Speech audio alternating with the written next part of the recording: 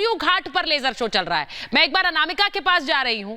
अनामिका, ये जो तस्वीर अयोध्या से आज आ रही है, इसके बहुत से सियासी मायने भी निकाले जा रहे हैं, और क्योंकि आप अयोध्या कई बार जाती रहती हैं, अब अयोध्या से और राम मंदिर से सीधे 24 की लहर को जोड़कर देखा जा रहा है। मैं चाह रही हूं उस पर थोड़ा आप बताएं, क्योंकि आप अयोध्या में हैं इस वक्त।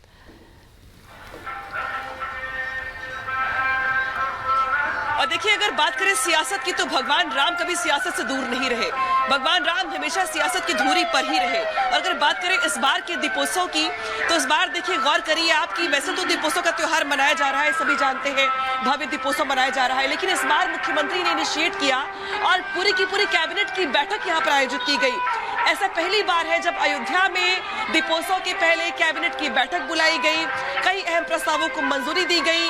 इसी के साथ साथ एक बड़ा संदेश देने का प्रयास किया गया कि जब कैबिनेट की बैठक से पूरी की पूरी योगी सरकार भगवान राम के दर्शन करने के लिए पहुंची, और इसी के लिए ये माना जा रहा है, शायद इसी वजह से, कि अब भगवान राम का आशीर्वाद लेकर के ही जो बीजेपी उत्तर प्रदेश में कम से कम 2024 के चुनाव में आगे बढ़ रही है।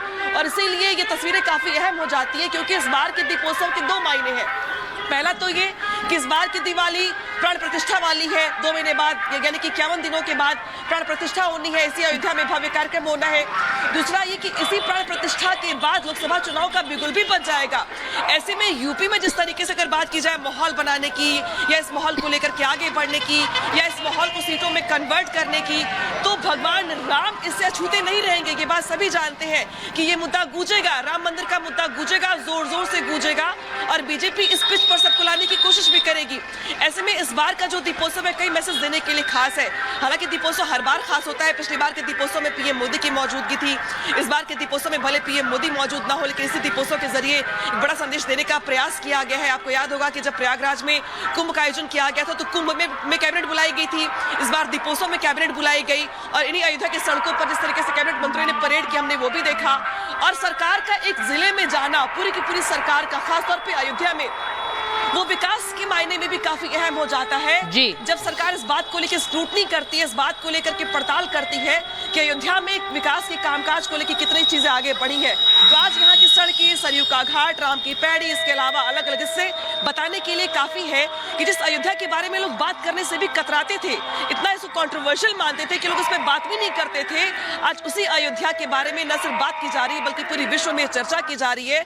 और आज तस्वीर वो भी है जब अयोध्या में 52 देशों। और अनामिका, एक बार मैं जरा बता दूं अपने दर्शकों को कि जो तस्वीर इस वक्त वो देख रहे हैं, वो भव्य राम मंदिर, जिसका निर्माण इस वक्त जारी है और जिसका उद्घाटन जनवरी के महीने में होना है, उस राम मंदिर को आज दिवाली के मौके पर सजाया हुआ है। और वही तस्वीर आज हमारे दर्शक इस वक्त देख रहे हैं। भव्य राम मंदिर, अयोध्या में इसी मंदिर का इंतजार था, इसी राम लला के मंदिर का इंतजार था, जो इंतजार पूरा होने वाला है। चंद दिनों बाद इस मंदिर का उद्घाटन है। प्रधानमंत्री नरेंद्र मोदी वहां जाकर मंदिर का उद्घाटन करेंगे, लेकिन उससे पहले यह तस्वीर आप देख लीजिए, भगवान श्री राम के मंदिर की, अयोध्या वाले राम मंदिर की तस्वीर। और बाकी तस्वीरें आपको दिखाती हैं कि आज अयोध्या से जो उद्घोष है भगवान श्री राम वाली दिवाली का, लोग अपने घर में दिवाली मनाएं, लेकिन इस तस्वीर को नमन कर लें, क्योंकि जैसा अनामिका कह रही थी, अयोध्या से ही तो शुरू हुई दिवाली, और वही दिवाली आज आप अपने घर में मना रहे हैं। बहुत बहुत धन्यवाद आप सबका।